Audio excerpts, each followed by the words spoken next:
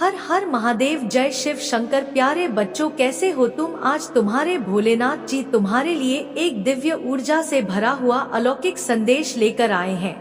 यह संदेश तुम्हारे लिए सुनना इतना आवश्यक है कि तुम्हें सुनना ही पड़ेगा, क्योंकि यह संदेश तुम्हारे भाग्य को बदलने वाला है, तुम्हारे भाग्य को चमकने वाला है। मेरे बच्चे, आज तो मेरी बात को मान लो और मेरे इस संदेश को पूरा अंत तक सुन लो। इस संदेश के अंत तक तुम्हें एक ऐसी खुशखबरी प्राप्त होगी जो तुम्हारे लिए अत्यंत महत्वपूर्ण होगी, और यदि तुम संदेश को अनदेखा करके, इग्नोर करके जाओगे तो तुम कुछ भी प्राप्त नहीं कर पाओगे, और ना ही तो मेरे द्वारा बताई गई प्रत्येक बात को जान पाओगे जो तुम्हारे जीवन के लिए सरल राह लेकर आने वाली है। मेरे बच्चे, इस संदेश में तुम्हारा सुनहरा भाग्य मुझे साफ दिखाई दे रहा है। मेरे बच्चे, इस संदेश में तुम्हारा बहुत बड़ा फायदा होने वाला है। तो मेरे प्यारे बच्चे, मैंने तुम्हारे लिए इतना सारा धन सुनिश्चित किया है जो तुम्हारे भविष्य के लिए अच्छा होगा। मेरे बच्चे, इस संदेश में आगे बढ़ने से पहले तुम्हारे महादेव जी तुमसे एक छोटी सी प्रार्थना करना चाहते हैं। मेरे बच्चे मेरे, अगर तुम्हें अपने प्रभु भोलेनाथ जी पर पूर्ण विश्वास है तो इस संदेश को अभी के अभी लाइक कर दीजिए, और हमारे चैनल महादेव संदेश को सब्सक्राइब करके कमेंट में जय भोलेनाथ, ओम नमः शिवाय, हर हर महादेव, जय माता पार्वती और जय काली माता टाइप कर दीजिए। जैसे ही तुम मेरे इन नाम को टाइप करोगे, वैसे ही मेरी विशेष रूप से कृपा तुम पर बरसने लगेगी, और ऐसे बरसेगी कि तुम्हारे जीवन के जितने भी दुख हैं वह सब समाप्त हो जाएंगे और तुम्हारे जीवन में खुशियों का उत्सव आ जाएगा। मेरे बच्चे, मैंने देखा है कि तुम्हारा जीवन कितनी कठिनाइयों में बीता है। तुमने एक एक दिन, एक एक पल रो रो कर गुजरे हैं, और तुम हर उस वस्तु के लिए चिंतित हुए हो जो तुम्हारे जीवन की आधारशिला बनी हुई थी। मेरे बच्चे, मैं तुम्हारी सभी परिस्थितियों को जान रहा था, तुम्हारी सभी चिंताओं को समझ रहा था। तुम जो भी करते थे वह सब हम देख रहे थे। तुम अपने आप को बहुत ही दुखी महसूस करते थे, तुम अपने आप को इतनी कठिन मेहनत में लगा देते थे कि तुम्हें अपनी शरीर की कोई परवाह नहीं रहती थी। तुम तो यह सोचते थे कि मुझे अपने परिवार और अपने माता पिता के लिए बहुत कुछ करना है, अब मैं ही उनका एकमात्र सहारा हूँ, तो मैं उन्हें कभी निराश नहीं होने दूंगा। मुझे इसके लिए चाहे जो भी करना पड़ जाए, चाहे मुझे दिन रात एक करना पड़ जाए, चाहे मुझे कठिन से कठिन परिश्रम करना पड़ जाए, और चाहे मुझे इस धूप में पसीना बहाना पड़ जाए, मैं यह सब कुछ करने के लिए तैयार हूँ। मैं एक क्षण भी नहीं लगाऊंगा और ना ही अपने कदम पीछे हटाऊं यह सब कार्य करने के लिए, और तुमने ऐसा किया भी है। तुम्हारे प्रभु भोलेनाथ जी तुम्हारी सभी गति और परिस्थिति को वहां से बैठे हुए देख रहे थे कि मेरा भक्त मौन होकर सब कुछ सुन रहा है, सब कुछ सह कर रहा है, सब कुछ अपने अंदर महसूस कर रहा है। मेरे बच्चे, यह तुम मत सोचो, यदि मेरा भक्त मौन होकर सुन रहा है तो उनके प्रभु उनके लिए स्वयं आएंगी बदला लेने के लिए, उस कार्य को पूर्ण करने के लिए जिसके लिए वह मौन है। मेरे बच्चे, जो तुम्हारी यह विचारधारा है वह बहुत ही अच्छी है, क्योंकि ऐसी विचारधारा वाला व्यक्ति मैंने आज तक नहीं देखा है कि सब कुछ व्यवस्थित न होते हुए भी ऐसी ऐसी दिक्कत और परेशानियों को अपने जीवन में एक्सेप्ट करते हुए अपने जीवन को जीने का प्रयास किया है। तुमने इतना कठिन प्रयास किया है जितना कोई नहीं कर सकता है। तुमने अपने परिवार का भरण पोषण करने के लिए क्या क्या नहीं किया है, कहां कहां तुम नहीं गए हो और किस किस से मदद नहीं मांगी है। तुमने कई लोगों से तुमने मदद भी मांगी, परंतु वे लोग तुम्हें मदद देने के लिए तैयार नहीं थे। मेरे बच्चे, तुम यह चिंता बिल्कुल भी मत करो कि कोई तुम्हारा साथ देने के लिए और हेल्प करने के लिए तैयार नहीं हुआ है। अब तुम्हारी सभी सहायता तुम्हारे प्रभु भोलेनाथ जी करेंगे, क्योंकि उनकी एंट्री तुम्हारे जीवन में हो चुकी है। तुम्हारे प्रभु तुम्हारे जीवन में प्रवेश करने जा रहे हैं। उसके लिए तुम शांत होकर सिर्फ मेरे इस संदेश को सुनते रहो। मैं तुम्हारे प्रत्येक उत्तर और प्रत्येक समस्याओं का निवारण इस संदेश के समाप्त होने से पूर्व बता दूंगा, क्योंकि यदि तुमने अपना कीमती समय मेरे इस संदेश को सुनने के लिए निकला है तो इसमें तुम्हारा फायदा तो अवश्य होना चाहिए। तो मेरे बच्चे, इसमें तुम्हारा फायदा तो होगा ही, क्योंकि यह तुम्हारे प्रभु महादेव जी के कहे हुए वाक्य हैं, जिसमें एक एक सत्यता को प्रमाणित करते हुए तुम्हारे जीवन की सभी रोचक जानकारी को लेकर के तुम्हारे सामने प्रस्तुत किया गया है। मेरे बच्चे, तुम्हारी कठिनाइयों का जो यह दौर चल रहा है, तुम्हारी परीक्षा का जो यह समय चल रहा है, तुम्हारी मेहनत का जो यह कार्य चल रहा, वह सब कुछ ही क्षण के लिए बचा हुआ है। अब तुम्हारे जीवन में बदलाव पर बदलाव होने शुरू हो जाएंगे, क्योंकि मेरे बच्चे आने वाला तुम्हारा टाइम बहुत ही बेहतर होने वाला है, क्योंकि तुम्हारी जीवनी इस प्रकार से बदलने जा रही है जैसा तुमने आज तक कभी सोचा नहीं था, क्योंकि तुम्हारी मेहनत और तुम्हारे त्याग ने, तुम्हारी सहन करने की क्षमता ने मुझे प्रसन्न किया है, क्योंकि मुझे ऐसे लोग बहुत प्रिय हैं जो सब कुछ झेलते हुए, कठिनाइयों को अपनाते हुए, कष्टों को अपना मानते हुए अपने जीवन में निरंतर हार नहीं मानते हैं। वही लोग मुझे बहुत ही प्रिय होते हैं। मैं सबसे प्रसन्न तो हो जाता हूँ, परंतु सबसे अधिक मैं उन लोगों से प्रसन्न होता हूँ जो मुझे हृदय से प्रसन्न कर सके, और हृदय से प्रसन्न करने वाले बहुत कम ही मिलते हैं, क्योंकि सभी तो मेरे दर्शन और मेरी कृपा पाना चाहते हैं, किंतु कोई मेहनत नहीं करना चाहता है, बस ऐसे ही साधारण में मुझे प्राप्त करना चाहता है। तो मेरे बच्चे, में बता दूं कि इतनी आसानी से कुछ भी नहीं मिलने वाला है, चाहे जो भी हो। यदि तुम अपने पेट को भरने के लिए भोजन के सामने बैठ जाओ तो क्या भोजन तुम्हारे मुंह में अपने आप चला जाएगा? सपोज करो ऐसा नहीं होगा, क्योंकि जब तक तुम अपने हाथों से उठाकर अपने मुंह में नहीं ले जाओगे, तब तक वह भोजन तुम्हारे मुंह के द्वारा पेट में जाने वाला नहीं है। ठीक इसी प्रकार से मेरे बच्चे, कुछ पाने के लिए मेहनत और प्रयास तो करना पड़ता ही है। तो तुम्हें मुझे पाना है तो मेरी भक्ति, पूजा पाठ, आराधना तो करनी ही पड़ेगी। यदि मैं ऐसे ही सबको अपने दर्शन प्राप्त करवा दूंगा तो मेरा तो महत्व ही खत्म हो जाएगा। इसलिए मेरे बच्चे, तुम इन सब भावनाओं को त्याग दो और अपने घर की गृहस्थ पर ध्यान दो और मेरी भक्ति पर ध्यान दो। सभी चीजों को साथ में लेकर के चलो तो ही बेहतर होगा। मेरे बच्चे, तुम्हारे जीवन में मैंने ऐसी योजना का विस्तार पूर्वक निर्माण किया है जो कभी भी सफल नहीं होने वाली है। मेरे बच्चे, मैंने तुम्हारे भविष्य के लिए बहुत सारा धन सुनिश्चित किया है। इतना सारा धन है कि तुम पूरा जीवन खाते रहोगे तब भी खर्च होने वाला नहीं है, क्योंकि अब मैं तुम्हें जो देने जा रहा हूँ वह बहुत ही कीमती है। मैं तुम्हें यह सब इसलिए प्राप्त करवा रहा हूँ क्योंकि तुमने अपने जीवन की कठिनाइयों को देखा है, उन्हें महसूस किया है और अंधेरे में अकेले अपनी आंखों से आंसू निकले हैं।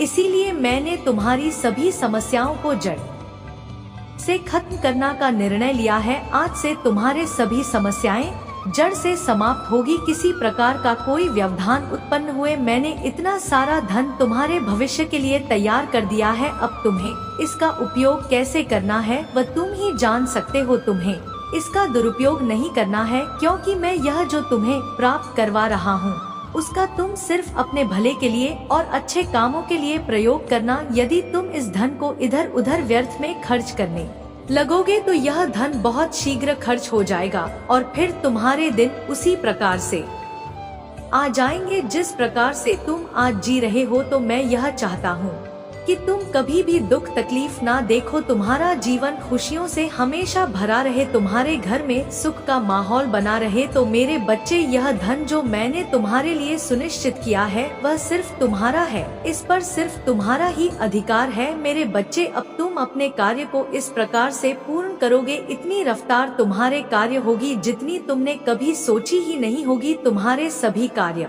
पूर्ण होंगे, तुम्हारी आय में बहुत जल्द बढ़ोतरी होने जा रही है। मेरे बच्चे, तुम्हारी सैलरी बढ़ाने जा रहा है। जो लोग नौकरी करते हैं या उनके लिए है, और मेरे बच्चे जो लोग बिजनेस करते हैं उनके बिजनेस में तरक्की होगी और बढ़ोतरी होगी। वह आने वाले समय में दुगना पैसा कमाएंगे और दुगना उन्हें लाभ देखने को मिलेगा। और जो लोग अन्य कोई कार्य करते हैं उसमें भी उसे लाभ ही देखने को मिलेगा। तुम्हारे रुके हुए कार्य, रुका हुआ धन और जो गड़ा हुआ धन है जो पुरखों का है, वह सब तुम्हें प्राप्त हो जाएगा। किसी भी हालत में तुम्हें प्राप्त होकर ही रहेगा, क्योंकि आज के टाइम पर यह सब होना अनिवार्य, क्योंकि तुम्हारी स्थिति बहुत ही खराब होने के कारण मुझे इतना बड़ा फैसला तुम्हारे लिए लेना पड़ा। क्योंकि जीवन जीने के लिए उन चीजों को अनुकूलित करना आवश्यक होता है जो जीवन के साथ जुड़ी होती है और जीवन का मेन संसाधन होती है। मेरे बच्चे, जीवन के उद्देश्य को पूर्ण करने के लिए कुछ सहन करना पड़ता है, कुछ त्याग करना पड़ता है। वह तुमने किया है। तुम्हें इस प्रकार से अपने आप को संभाला है, इस प्रकार से अपने आप को कार्यरत किया है, इस प्रकार से अपने आप को मजबूत बनाया है कि अब आगे आने वाले समय में तुम्हें ज्यादा कुछ करने की आवश्यकता नहीं है तुम्हारा अनुभव तुम्हारी पहचान होगा, तुम्हारा एक्सपीरियंस तुम्हारा सम्मान होगा। मेरे बच्चे, बिना एक्सपीरियंस के आज के टाइम पर कुछ होने वाला नहीं है। यदि कोई तुम्हें किसी कार्य के लिए आमंत्रित करेगा तो तुम्हें तुम्हारा एक्सपीरियंस अवश्य पूछेगा। यदि तुम्हें एक्सपीरियंस है, अनुभव है उस कार्य को करने के लिए, जिस कार्य के लिए तुम्हें रखा जाएगा तो ही तुम्हें वह कार्य सौंपा जाएगा, और यदि एक्सपीरियंस नहीं है तो तुम्हें उसके लिए रखने में थोड़ा टाइम लगेगा। तुम्हें सीखना पड़ेगा, तुम्हें समझाना पड़ेगा, तभी तुम उस लायक बन पाओगे। इसीलिए मेरे बच्चे, जो भी कार्य करो वह बहुत ही सही ढंग से करो, उसके बारे में पूर्ण जानकारी रखो, पूर्ण अनुभव रखो, क्योंकि कभी भी तुम्हें किसी चीज के लिए उस पर परीक्षण किया जा सकता। मेरे बच्चे, तुमने जो आज तक कमाया है वह तो अभी तक पूर्ण नहीं हुआ है, क्योंकि मेरे बच्चे तुमने अपने जीवन काल में बहुत सारा काम किया है, उसके आधार पर तुमने बहुत सारा धन भी कमाया, फिर भी तुम्हारी उन चीजों के लिए धन पर्याप्त इकट्ठा नहीं हो पाया है, क्योंकि मेरे बच्चे तुम जितना कमाते थे वह सब खर्च होता चला जाता था। इधर काम कर लाते थे, उधर सब बेवजह खर्च हो जाता था। तुम काम करके थक चुके थे, तुम्हारा शरीर अब काम नहीं कर रहा था, तुम्हारा हौसला अब टूट गया था, तुम्हारी अंतरात्मा बहुत दुखी हो चुकी थी, क्योंकि जिसके पास ऐसी सिचुएशन हो वह कर ही क्या सकता है सिवाय एक कोने में बैठकर रोने के। वह सोचेगा और रोएगा और अपने प्रभु को याद करेगा कि हे प्रभु, तुमने मेरे जीवन में इतना बड़ा कठोर संकट क्यों डाला है, क्योंकि मैं यह सब सहन करने में असमर्थ हूँ। मेरी सहन करने की क्षमता अब समाप्त हो गई है। अब मेरे लिए कोई ऐसा रास्ता निकालो जो कि मेरे सभी दुखों को समाप्त कर सके, क्योंकि मैं अब काम करके थक चुका हूँ, मेहनत करके थक चुका हूँ। एक एक पैसा मैं रहा हूँ, इकट्ठा कर रहा हूँ, फिर भी वह इकट्ठा नहीं हो पा रहा हूँ। मैं आगे क्या करूँगा? मेरा भविष्य आगे कैसे बन पाएगा? मेरे बच्चों का भविष्य कैसे बनेगा? मैं तो इसी में पड़ा हुआ हूँ, अपने पारिवारिक उलझन में। मैं इससे बाहर निकल नहीं पा रहा हूँ।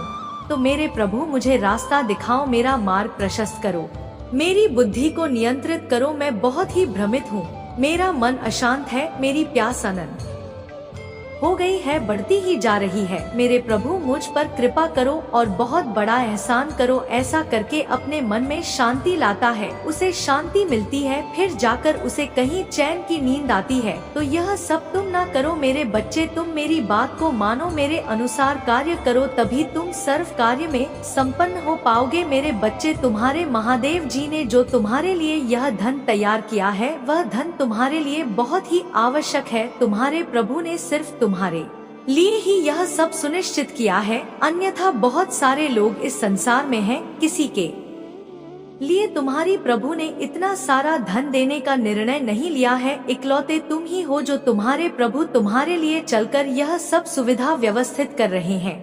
तो तुम्हें भी अपने प्रभु को धन्यवाद कहना चाहिए, एक बार नहीं बारंबार करना चाहिए। तो मेरे प्यारे बच्चे, यदि तुम्हें अपने प्रभु भोलेनाथ जी पर विश्वास है, उनकी शक्तियों पर विश्वास है, उनकी महिमा पर विश्वास है, तो हाँ टाइप करें कि आज मेरे प्रभु भोलेनाथ जी ने मेरी आंखें खोल दी है। आज उन्होंने जो भी बताया है वह सब सत्य है। मेरे जीवन को इस प्रकार से आकलन किया है और मेरे सामने प्रस्तुत किया है, जो कि सब सत्य है। मैं जिस अंधकार में डूबा हुआ था उससे मुझे बाहर निकलने वाला कोई नहीं था, क्योंकि आज के टाइम पर तो सिर्फ लोग अपना अपना सोचते हैं।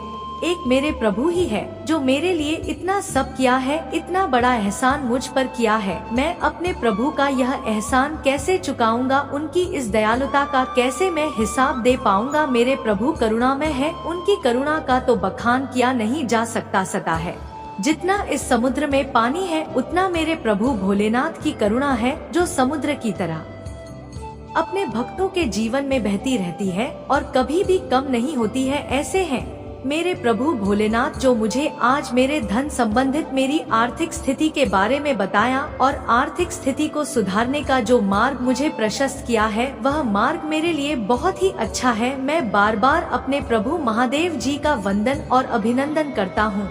मेरे बच्चे, तुमने लोगों को देखा होगा, यह दिन रात मेहनत करते हैं, खून पसीना बहाते हैं, अपने आप को तपती गर्मी में तपा है, सूर्य के सामने खड़े होकर के कर्म करते हैं और कर्म के अनुसार उन्हें जो फल मिलता है उसी से वे अपना जीवन यापन करते हैं। परंतु तुमने उनके पराक्रम को नहीं देखा है। यह बहुत ही पराक्रमी होते हैं जो दिन रात मेहनत करते हैं। वह अपने भविष्य और अपने परिवार के लिए सदा कार्य में ही लगे रहते हैं, कभी अपना समय व्यर्थ में नहीं बर्बाद करते हैं।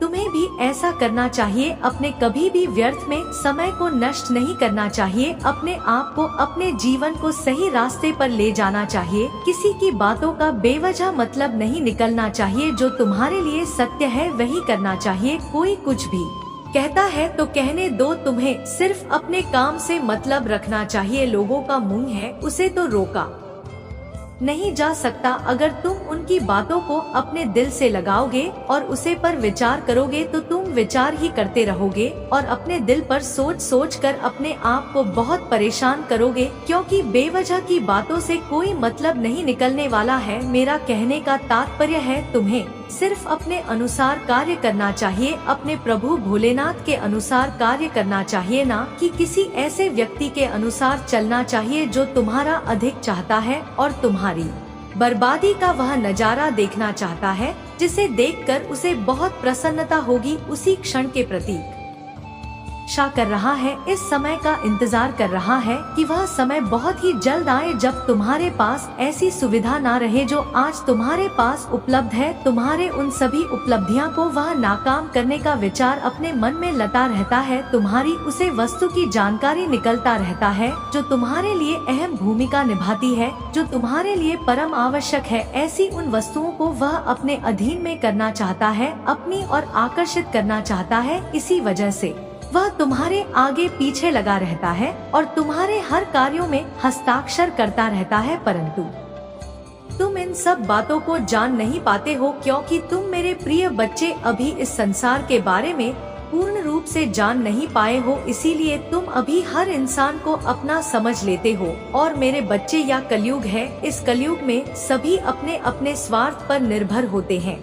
यदि उन्हें तुमसे कोई लाभ है तभी वह तुम्हारे पास आएंगे, अन्यथा तुमसे दूरी बनाए रखेंगे। इसलिए मेरे बच्चे, चाहता है तुम्हारी उन व्यवस्थाओं को अपने आदि में करना जो तुम्हारे लिए परम आवश्यक है, जो तुम्हारे लिए सर का तक है और जो तुम्हारी मेहनत का फल है। वह सब उसे देखा नहीं जा रहा है और उसकी इन्हीं वजह से वह बार बार हार मांग कर बैठ जा रहा। वह तुमसे इस प्रकार से बार बार हार रहा है कि वह दूसरे को मुंह नहीं दिखाने के लायक बचा है, क्योंकि उसने जो प्राण लिया था वह प्राण उसका पूरा नहीं हुआ है। उसने अपने मित्रों से यह कहा था कि मैं इसे बर्बाद कर दूंगा, इसकी सारी सुविधाओं को मैं निरस्त कर दूंगा और इसकी सभी वस्तुएं अपने अधीन में कर लूंगा। बस थोड़ा ही समय है, थोड़े समय में यह सब चीज मेरी हो जाएगी। जो इसके पास है, इसके बल पर यह कार्य कर रहा है और इसके लिए यह इतना उत्साहित और प्रफुल्लित रहता है, क्योंकि जब कोई कभी अपना समय व्यर्थ में नहीं बर्बाद करते हैं,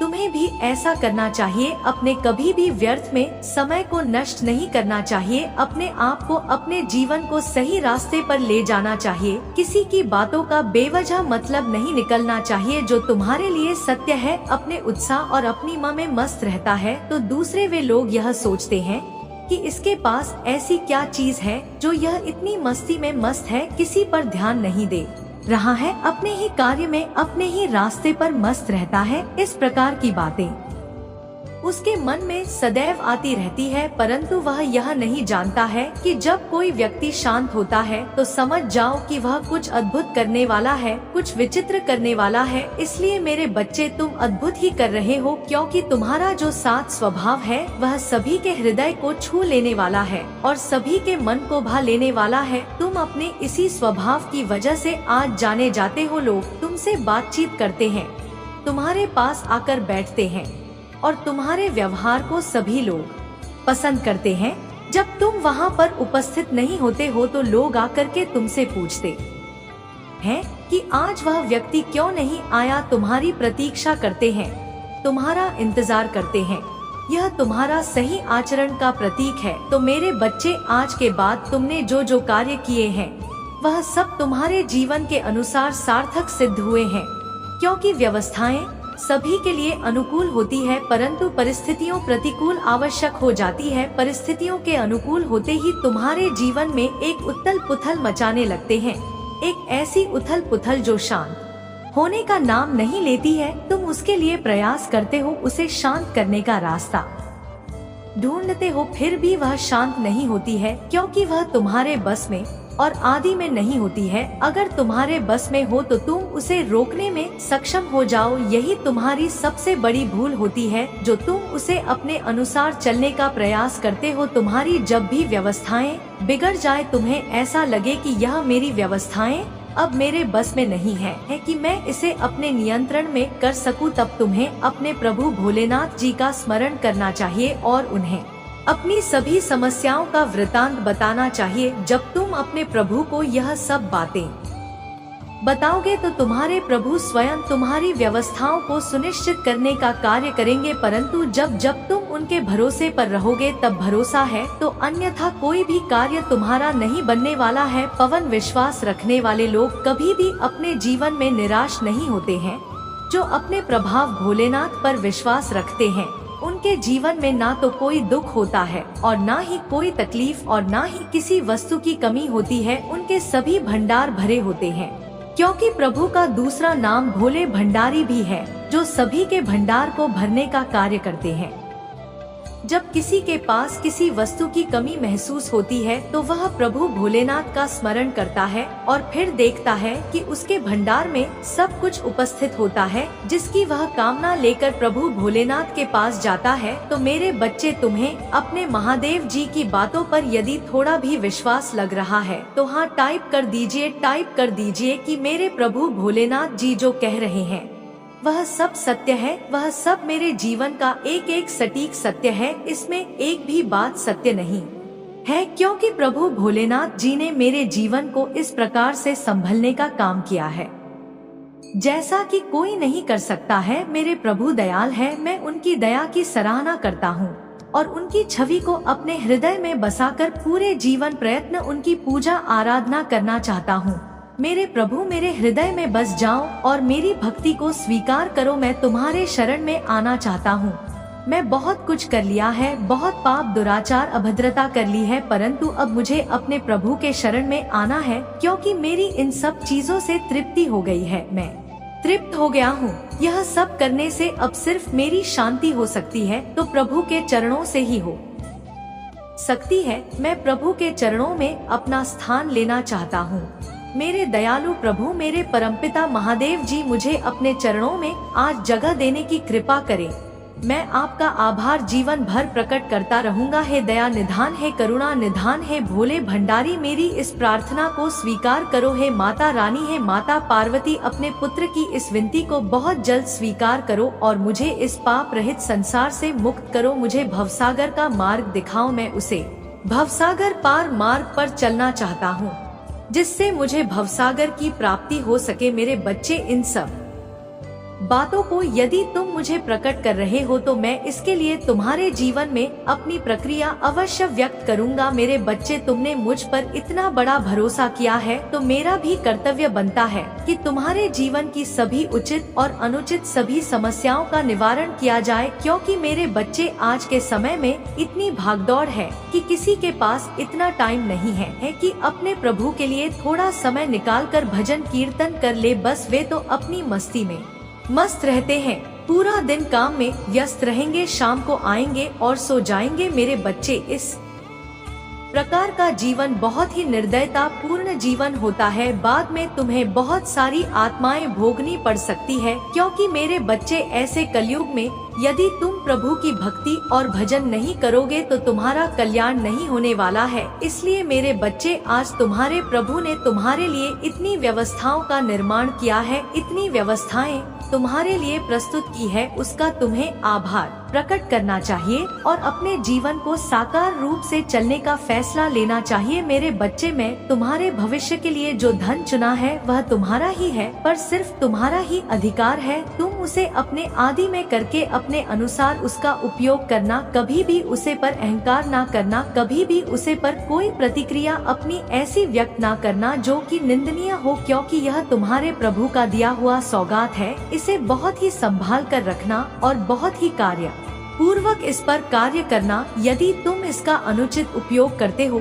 और इस पर अपना मंतव्य स्थापित करते हो तो तुम्हारा सर का सारा यह ध्यान नष्ट हो जाएगा और तुम्हें कुछ प्राप्त नहीं होगा। तुम्हारे हाथ वैसे के खाली रह जाएंगे जैसे कि पहले थे। तो अपने प्रभु की बातों का अनुसरण करो और पालन करो और अपने जीवन को साकार रूप से सही ढंग से सुनिश्चित करो। मेरे बच्चे, यदि तुम्हें अपने महादेव जी का बहुत ही विशेष रूप से आशीर्वाद चाहिए तो मेरा भाग्यशाली अंक 555 टाइप कर दीजिए और कमेंट बॉक्स में अपनी राशि टाइप कर दीजिए ताकि मैं तुम्हारी राशि के अनुसार सभी समस्याओं का निवारण कर सकूं। फिर उसने तुम्हारी कोई भी समस्या छूटने नहीं पाएगी, क्योंकि वह तुम्हारी राशि के अनुसार होगा, तो उसमें मैं तुम्हें कुछ छोड़ने नहीं दूंगा। मेरे बच्चे, ऐसा तुम करते हो तो तुम्हारा भाग्य चमकने में समय नहीं लगेगा और आसमान के तारे की तरह चमकता रहेगा। तुम्हारा सारा धन व्यवस्थित रहेगा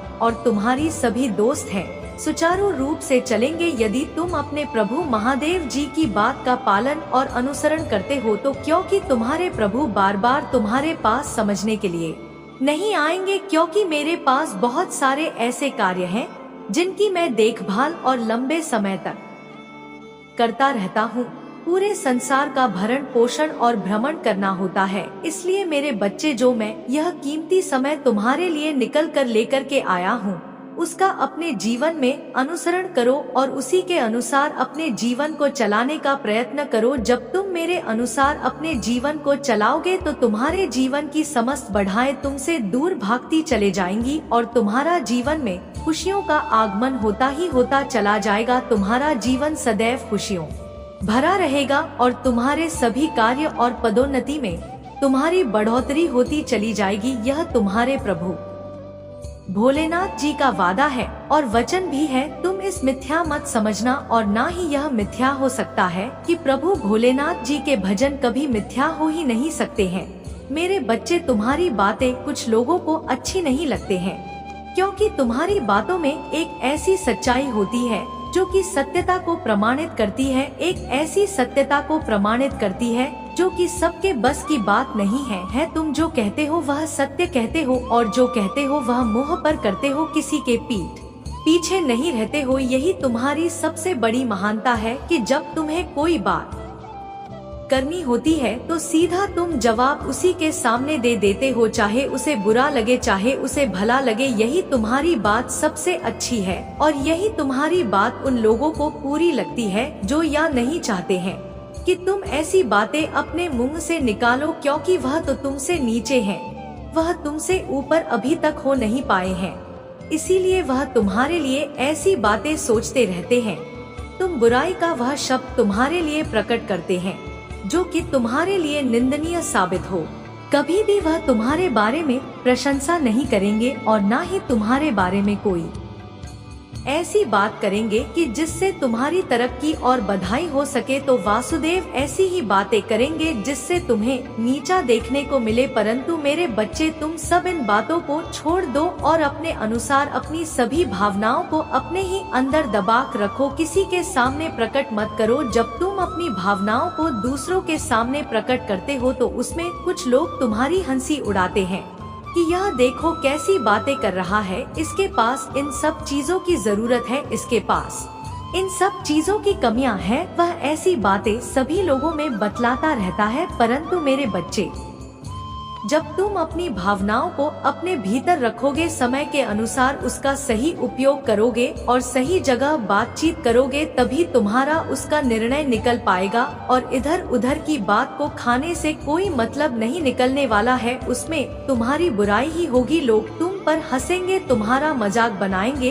और फिर आकर के तुमसे पूछेंगे कि यह कैसे हो गया है और क्यों हो गया है। क्या तुम्हारे पास ऐसी व्यवस्थाएं नहीं थी कि तुम इसको अपने अनुकूल कर सको, इसको तुम बचा सको? तब जाकर तुमसे पूछने के लिए आएंगे। परंतु मेरे बच्चे, कोई तुमसे यह नहीं पूछेगा कि तुम है किस चीज की आवश्यकता है और तुम क्यों इस तरह से हो गए हो। पहले तो बहुत ही अच्छे थे, बहुत ही सच्ची, ठीक ठाक चल रहा था। अब तुम्हारे जीवन में अचानक से यह कैसे परिवर्तन आ गया है जो तुम्हारा यह सब नष्ट हो गया है। यह कोई नहीं पूछने के लिए आएगा, ना तो कोई सहानुभूति देने के लिए आएगा। बस तुम्हारी हंसी और मजाक में तुमको चढ़ते रहेंगे। यही सभी के साथ होता है। आज के टाइम पर लोगों की मनसा तो बहुत ही खतरनाक होती है। वह कभी भी एक दूसरे को आगे निकलता हुआ नहीं देखना चाहते हैं।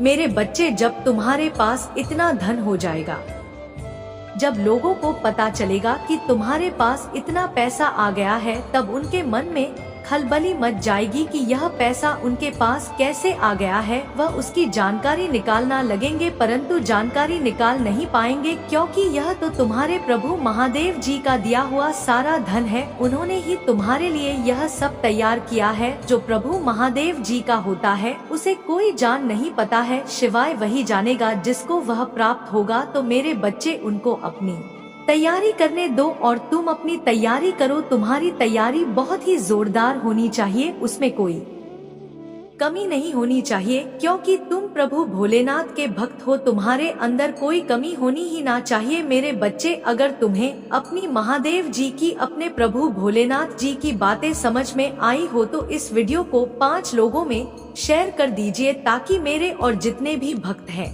वह सभी ऐसी जानकारी को प्राप्त कर सके जो उनके जीवन के लिए परम आवश्यक है। मैं मेरे बच्चे, यदि तुम ऐसा करते हो तो तुम्हारे महादेव जी की तुम पर असीम कृपा हो जाएगी, और जब तुम पर असीम कृपा हो जाएगी तो तुम्हारे जीवन में खुशियों का माहौल आ जाएगा। तुम अपने आप को बहुत ही शांत और ऊर्जावान महसूस करोगे। जब तुम अपने आप को ऊर्जावान महसूस करोगे तो तुम्हें हर कार्य करने में सरलता होगी। कोई कार्य करने में तुम्हें घुटन नहीं महसूस हो। तुम जो भी चाहोगे वह तुरंत करके छोड़ दोगे। तुम्हारे हर कार्य में यह ऊर्जा सक्रिय रूप से काम करेगी, क्योंकि मेरे बच्चे, ऊर्जावान शरीर ही कोई कार्य करने में सक्षम रहता है। तुमने जब देखा होगा कि तुम्हारे अंदर एनर्जी इतनी होती है कि तुम कोई भी कार्य तुरंत कर डालते हो, उसके लिए किसी से सलाह नहीं लेते हो और ना ही पूछते हो। तो मेरे कहने का मतलब यही है कि तुम अपने आप को हर समय एक्टिव रखा करो। कभी भी अपने अंदर अलसी को प्रवेश होने मत दो। जो तुम्हारे अंदर अलसी प्रवेश हो जाएगा तो तुम्हारे हर कार्य में बाधा उत्पन्न करेगा। जो भी कार्य तुम करने के लिए तैयार हो गए, तुरंत ही आलस से तुम्हें रोक देगा और तुम वह कार्य पूर्ण नहीं कर पाओगे किसी भी हालत में।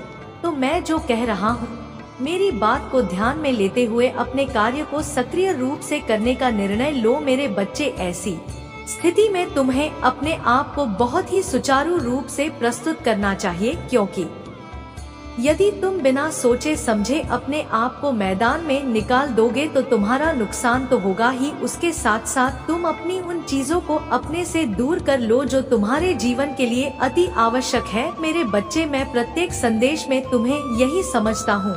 तुम्हारे जीवन की समस्त गतिविधियों को तुम्हारे सामने लाकर प्रस्तुत करता हूँ, और यदि तुम अब भी ना समझ पाओ तो मैं तुम्हें समझने में असमर्थ हूँ। अब मैं इससे ज्यादा तुम्हें समझा नहीं सकता हूँ और ना ही कोई रास्ता तुम्हें दिखा सकता हूँ, क्योंकि मेरे पास जितने भी तुम्हारे लिए उपाय वह सब मैंने तुम्हें प्राप्त करवा दिए हैं। अब इसके अलावा मेरे पास तुम्हारे लिए कुछ नहीं बचा है। यदि तुम मेरी बातों को नहीं मानोगे तो मैं तुमसे नाराज हो जाऊंगा और तुम्हें कभी भी अपने दर्शन नहीं दूंगा और ना ही मैं तुम्हारा कभी साथ दूंगा। मेरे बच्चे, अब मेरे जाने का समय आ गया है। अब मैं चल रहा हूँ। अगले दिन अगले संदेश के साथ मैं तुम्हारे सामने फिर उपस्थित हो जाऊंगा। तब तक की मेरी प्रतीक्षा करना। ओम नमः शिवाय। हर हर महादेव।